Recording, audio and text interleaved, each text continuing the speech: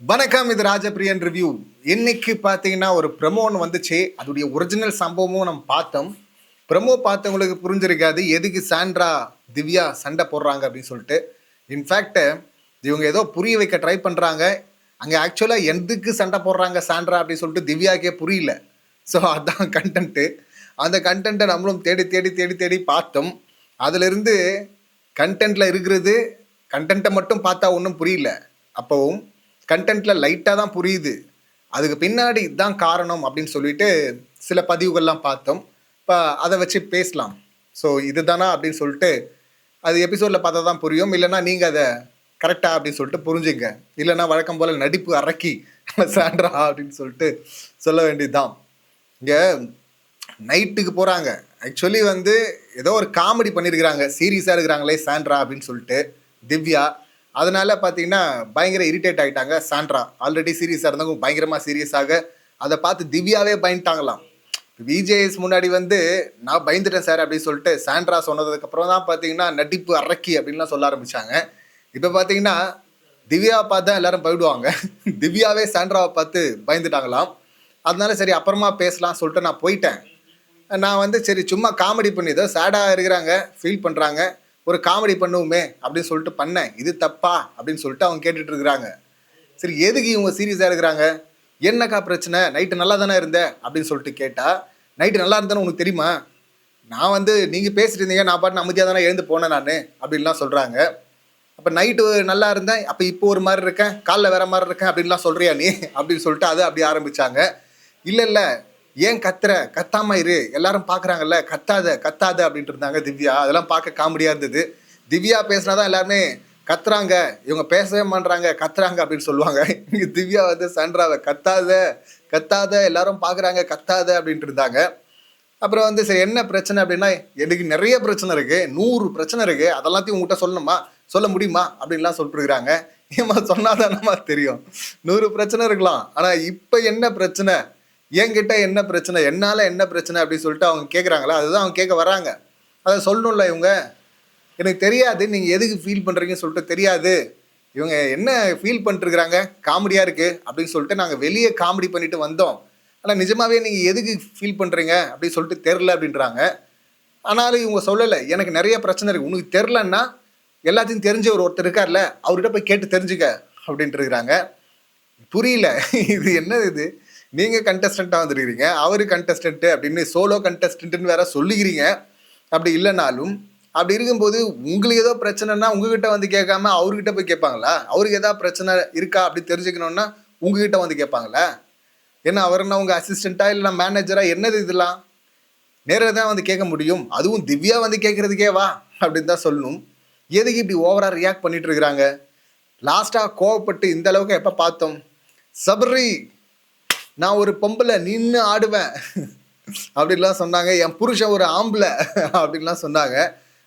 அதுக்கப்புறம் பார்த்தீங்கன்னா அதோட கொஞ்சம் டோன் டவுன் பண்ண மாதிரி இருக்குது இந்த கோவம். ஆனால் அந்த அளவுக்கு தான் எக்ஸ்ட்ரீமாக ரியாக்ஷன் கொடுத்துருக்குறாங்க. கேமராவும் லாங்லேயே இருக்குது. பக்கத்தில் இருக்கிற கேமரா ஏன் கேப்சர் பண்ணலன்னு தெரில, இல்லை கேமராமேன் பயன்ட்டாரான்னு தெரில. ஸோ அந்த அளவுக்கு பார்த்தீங்கன்னா பயங்கர கோமா பேசிகிட்டு இருக்காங்க. இல்லைக்கா நீங்கள் சீரியஸாக இருந்தீங்க, உங்களை சிரிக்க வைக்கிறதாக்கா நான் காமெடி பண்ணேன் அப்படின்னு சொல்ல, சிரிக்க வைங்க தப்பு இல்லை, ஆனால் ஊரே பார்த்து சிரிக்கிற மாதிரி பண்ணாதீங்க அப்படின்லாம் சொல்லிட்டு இருக்கிறாங்க. ஏமா என்ன பேசினாலும் ஒரு கவுண்டர் போடுற, என்னன்னு கடைசி வரையும் தெரியலையே. இந்த வடிவேலு ஒரு படத்தில் சொல்லுவார்ல, எதுக்கு அடிக்கிறாங்கன்னே தெரியலையே அப்படின்னு சொல்லிட்டு. ஸோ அந்த மாதிரி தான் திவ்யா நிலைமையும் இங்கே நீங்கள் காமெடி பண்ணீங்க, நான் ஒரு சீரியஸாக இருக்கிறேன், என்ன சீரியஸு ஆக்சுவலி பார்த்தீங்கன்னா இதுக்கு பின்னாடி என்ன நடந்துச்சு அப்படி சொல்லிட்டு சில பதிவுகளை பார்க்கும்போது அந்த பதிவுகளில் சொல்கிறது என்னென்னா, திவ்யா சாண்ட்ராவுடைய அப்பா இறந்த மாதம் ஆயுது, இறந்த நாளுக்காக ஃபீல் பண்ணி பார்த்துருக்குறோம். இறந்த மாதம்னு அப்படி மாதம் ஃபுல்லாக ஃபீல் பண்ணுவாங்க. சரி அப்போ ஏதோ ஒரு ட்ராமா இருக்கலாம். முன்னாடியே பார்த்தீங்கன்னா ஒரு பேக் அண்ட் ஸ்டோரி தான் வந்தது, அது பதிவுகளாக பார்த்துட்டு தான் அது. அதில் சொன்னது பார்த்தீங்கன்னா சின்ன வயசுலேயே, அதாவது இவங்க அப்பா இன்னொரு கல்யாணம் பண்ணிக்கிட்டாரு, சித்தி கொடுமை, அதனால ஹெவியாக ட்ராமா. அதனால அப்பாவோட அந்த அளவுக்கு அட்டாச்சு கிடையாது. எல்லா உறவுமே, ஒரு அண்ணன் இருந்தார், அண்ணனும் இல்லை இப்போ. அதுக்கப்புறம் ப்ரெசன்ட் தான், எல்லா உறவுமே ப்ரெசன்ட் தான். அதனால தான் அவ்வளோ எமோட் ஆகுறாங்க ப்ரெசன்ட்னா அப்படின்னு சொல்லிட்டு. அப்போ அழுதாங்கல்ல, எவிக்ட் பண்ணுற மாதிரி சுச்சுவேஷன் அப்போ காரில் ஏற்றி அனுப்புனப்ப, காரில் ஏற்றி வெளியே தானமாக அனுப்புகிறாங்க. என்னம்மா நீ எங்கேயோ போகிற மாதிரி இப்படி பர்ஃபார்ம் பண்ணிட்டு இருக்க, மயக்கெல்லாம் போட்டு விழுந்தாங்கல்ல, இந்த அளவுக்கு ஏமா பண்ணுற அப்படின்னும் போது அந்த பதிவுகள்லாம் வந்தது. இங்கே வந்து சாண்ட்ரா ஏன் அப்படி பண்ணுறாங்கன்னா அவங்களுக்கு ஒரு ட்ராமா இருக்குது, அதனால தான் எல்லாமே அவரு தான், ஸோ அதனால தான் வேற உறவுகளே கிடையாது அப்படின்னு.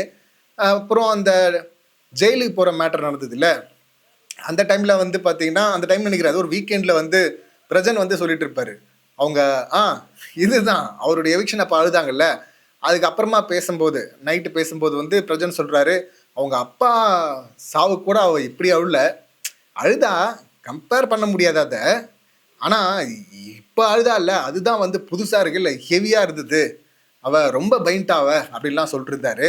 அது உங்களுக்கும் ஹெவியாக தான் இருக்கா, புதுசாக பார்க்குற எங்களுக்கு தான் ஹெவியாக இருக்குன்னு பார்த்தா கூடவே 18 வருஷம் 19 வருஷம் இருக்கிறவருக்கும் பார்த்தீங்கன்னா அது புதுசாக தான் இருந்திருக்கு, கொஞ்சம் ஹெவியாக தான் இருந்திருக்கு. அந்த அளவுக்கு மிஸ் பண்ணுறேன் அப்படின்னு சொல்லிட்டு வெளியில் பசங்கள்லாம் தனியாக இருக்கிறாங்க, அவர் போனால் அவர் பார்த்துக்க போகிறாரு, இவங்க போனால் இவங்க பார்த்துக்க போகிறாங்க. அதை நினச்சிட்டு இன்னொருத்தர் இருக்கிறவங்க பார்த்தீங்கன்னா கொஞ்சம் கம்ஃபர்ட் ஜோனில் விளையாடலாம், கொஞ்சம் கம்ஃபர்டபுளாக ஃபீல் பண்ணலாம், வெளியே ஒருத்தராவது இருக்காங்களே பார்த்துக்கிறதுக்கு அப்படின்னு சொல்லிட்டு.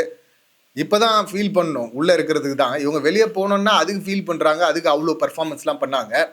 ஸோ இப்போ திவ்யா போயிட்டு அங்கே போய் கேட்டிருக்காங்க, அப்படியா அப்பா இறந்த மந்த் ஆயுது அப்படின்னா, அவர் ஜான்ல எல்லாம் செத்தாரு அப்படின்னு சொல்லிட்டு அவரு ஒன்று சொல்லியிருக்காரு.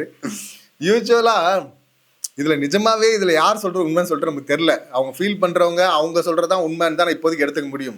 இப்பயே வந்து சாண்ட்ரா வந்து ட்ராமா பண்ணுறாங்க, பிரஜன் பார்த்தீங்களா கரெக்டாக சொல்லிட்டாரு அப்படின்லாம் சில பதிவுகளை பார்க்க முடியுது. ஆனால் என்னை பொறுத்தவரையும் எனக்கு அந்த பிரச்சனை இருக்குது, டேட்லாம் சட்டுன்னு ஞாபகம் வச்சுக்கிட்டே இருப்போம், கிட்ட வர வர பார்த்தீங்கன்னா டேட்டை மறந்துடுவோம். இதான் விஷ் பண்ணோம் அப்படின்னு சொன்னால் எல்லாம் நிறைய பேர் இருக்குன்னு நினைக்கிறேன், ஜென்ஸுக்கு அந்த பிரச்சனை இருக்குல்ல, முக்கியமான நாட்கள் அப்படின்னு சொல்கிறதெல்லாம் முன்னாடியே வந்து ஞாபகம் வச்சு விஷ் பண்ண மாட்டாங்க, மறந்துடுவாங்க டேட்டை. ஸோ அது மாதிரி நிறைய முறை நானே மறந்துருக்கேன். அந்த மாதிரி வந்து அவர் மாதத்தை வந்து கன்ஃபியூஸ் பண்ணியிருக்கலாம்ல. சாண்ட்ராவுடைய அப்பா சாண்ட்ராவுக்கு தான் ரொம்ப இம்பார்ட்டன்ட்டு இல்லை, அவங்க எந்த அளவுக்கு பார்க்குறாங்களோ அந்த அளவுக்கு இவர் பார்க்கணுன்னு அவசியம் கிடையாதுல்ல. அதாவது மதிக்கலாம் மாமனார் அந்த மரியாதை அதெல்லாம் வேற, பட் இந்த மாதிரி சென்டிமெண்ட்டாக இருக்கிறதுல அது டேட்டு ஒய்ஃபோட எதை கல்யாண நாளே கூட மறந்துடுவாங்கல்ல, இவங்க 2 பேர் கல்யாணம் நாளை மறக்கலாம், பர்த்டே மறக்கலாம். ஸோ இந்த மாதிரி நிறைய பேருக்கு அந்த பிரச்சனை இருக்குது. அந்த பிரச்சனையில் பார்த்தீங்கன்னா அவர் மாதத்தை மாற்றி சொல்லிட்டாரா, இல்லை உண்மையாகவே பார்த்தீங்கன்னா நான் நடிப்பு அறக்கிடா அப்படின்னு சொல்லிட்டு இவங்க எக்ஸ்ட்ராவாக பர்ஃபார்ம் பண்ண அவர் தெரியாமல் உளறிட்டாரா அப்படின்னு சொல்லிட்டு வெயிட் பண்ணி தான் பார்க்கணும். பட் இப்போதைக்கு பார்க்கும்போது சென்டிமெண்ட்டாக அட்டாச் ஆனவங்க தானே, அவங்க தான் கரெக்டாக இருப்பாங்க, இவர் தான் சொதப்பி இருக்கிறதுக்கு வாய்ப்பு இருக்குது அப்படின்னு தான் நான் அந்த இஷ்யூவில் நான் பார்க்குறேன். ஓவரால் கான்வர்சேஷனை வந்து பல தடவை பார்த்த பிறகு நமக்கு புரிஞ்சது என்னென்னா, இதனால் அவங்க ஏதோ ஃபீலிங்ஸாக உட்காந்துருக்க, இவங்க ஃபீலிங்ஸாக இதுக்கெல்லாம் போய் ஃபீல் பண்ணிட்டு, அதாவது ஒன்றுமே இல்லாத விஷயத்துக்கெல்லாம் இதுதான் அவங்களுக்கு தெரியாது, சும்மா எதுக்கு இவங்க ஓவராக ஃபீல் பண்ணிட்டுருக்கிறாங்க அப்படின்னு சொல்லிட்டு இவங்களை கூல் பண்ணலாம்னு சொல்லிட்டு அவங்க ஒரு காமெடி பண்ண, அந்த காமெடி கொளுத்தி போட்ட மாதிரி இன்னும் பற்றி எரிய ஆரம்பிச்சிருச்சு. ஸோ அதனால தான் பார்த்தீங்கன்னா இந்த பொங்கிட்டு இருக்கிறாங்க. இந்த கோபம் வந்து திவ்யா மேலே அப்படிங்கிறத தாண்டி பிரஜன் மேலே தான் ஹெவியாக இருக்குது போல இருக்குது. இது வந்து விஜேஎஸ் வந்து வீக்கெண்டில் சொன்னார்ல, பிரஜன் யாரை துண்டிக்க விரும்புறீங்கன்றதும் பார்த்தீங்கன்னா நான் சாண்ட்ராவை துண்டிக்க விரும்புகிறேன் அப்படின்னு அவர் சொல்ல, சாண்ட்ராவோட இருக்கிறத துண்டிக்க விரும்புறீங்களா அப்படின்னு சொல்லிட்டு கேட்க, இல்லை சார் கேமில் சார் அப்படின்லாம் அவர் சொல்ல, இனிமே தான் இருக்குது பஞ்சாயத்து அப்படின்னு சொல்லிட்டு விஜய் சொல்லிட்டு போனார்ல. ஸோ அந்த கடுப்பை மனசுக்குள்ளேயே வச்சிருந்து அதை வேற மாதிரி காட்டுறாங்களா அப்படின்னு சொல்லிட்டு தெரில. ஸோ வெயிட் பண்ணி தான் பார்க்கணும். பட் எது எப்படி இருந்தாலும் நான் இந்த 2 பேருடைய சண்டை ஒரு நாள் வரும்னு சொல்லிட்டு எதிர்பார்த்தேன். பட் அதுக்கு இந்த சபரியன் ஆரம்பத்தில் சொல்லியிருப்பார்ல, கெமிகிட்ட பேசும்போது அந்த கும்பலாக போயிட்டு எஃப்ஜேக்கும் கெமிக்கும் சண்டை வந்திருக்கும். அப்போ கெமியை சமாதானப்படுத்த போகும்போது பார்த்தீங்கன்னா கனி அக்கா இவர் சபரி அண்ணன் எல்லாரும் சொல்லியிருப்பாங்க, இங்கே வந்து நமக்குள்ளே அடிச்சுக்கிறதுக்கு இன்னும் நேரம் இருக்குது, முதல்ல மற்றவங்கள அடித்து காலி பண்ணுவோம் அப்படின்னு. இப்போ அமைதியாயிட்டாரு. ஸோ அந்த மாதிரி தான் இங்கேயும் இங்கே சாண்ட்ரா வெர்சஸ் திவ்யா அடிச்சுக்கிறதுக்கு இன்னும் டைம் இருக்குது, அது வரையும் மற்றவங்க கூட தான் இவங்க 2 பேரும் சண்டை போடுவாங்க அப்படின்னு தான் பார்த்துட்டு இருக்கிறோம். மற்றவங்கன்றது மேக்ஸிமம் அது விக்கல்ஸாக இருக்க வாய்ப்பு இருக்குது அதிகமாக. ஸோ அப்படி தான் போகுதுன்னு பார்த்துட்டு இருந்தால் இப்போ லைட்டாக அதோடைய சாம்பிள் வெர்ஷனை பார்க்க முடியுது. ஒரு ஸ்பேஸ் கொடுக்கலாமான்னு கூட நான் வெயிட் பண்ணேன், எனக்கு அந்த கன்ஃபியூஷன் இருந்துச்சு. சரி போய் நேரில் போய் எக்ஸ்பிளைன் பண்ணுறோம், உங்களை புல் டவுன் பண்ணுற மாதிரி நாங்கள் எதுவும் பண்ணலக்கா, எதுவும் காமெடிலாம் பண்ணல, அப்படி ஏதாவது பண்ணுவோமா நாங்கள், அதெல்லாம் இல்லை, உங்களுக்கு ஸ்பேஸ் கொடுக்கலாம் சொல்லிட்டு வெயிட் பண்ணேன், சரி எதுக்கும் நேரில் போய் கன்ஃபார்ம் பண்ணிடலான்னு சொல்லிட்டு வந்தேன் அப்படின்லாம் சொல்லிட்டு இருந்தாங்க. ஓ அதெல்லாம் புரியுதா உனக்கு, ஸ்பேஸ் கொடுக்கணும்லாம் தெரியுதா உனக்கு அப்படின்ட்டு இருக்கிறாங்க. ஏமா எந்த பக்கம் போட்டாலும் அடிச்சா நான் என்னமா பண்ணுறது அப்படிங்கிற மாதிரி நிலைமை தான் திவ்யாவுக்கு. அப்பாவை பற்றின அந்த ஃபீலிங்ஸாக இருக்கும், அந்த ஃபீலிங்ஸில் நான் அவ்வளோ ஃபீல் பண்ணிட்டு இருக்கிறேன், உங்களுக்கு வந்து அது காமெடியாக இருக்கா அப்படின்னு சொல்லிட்டு அதை தான் அப்படி கோவமாக வெளிப்படுத்துகிறாங்க அப்படின்னு நினைக்கிறேன். வெயிட் பண்ணி பார்ப்போம். இந்த சம்பவங்களை நீங்கள் எப்படி பார்க்குறீங்க, உங்கள் கருத்துக்கள் என்ன அப்படிங்கிறது கமெண்ட் பண்ணுங்கள்.